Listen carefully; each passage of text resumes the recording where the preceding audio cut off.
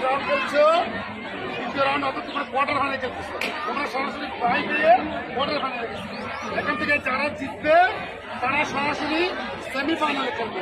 দশম শ্রেণী তোমরা যেগুলো হারাতে পারো তোমার জন্য আত্মবিশ্বাস বুঝছো।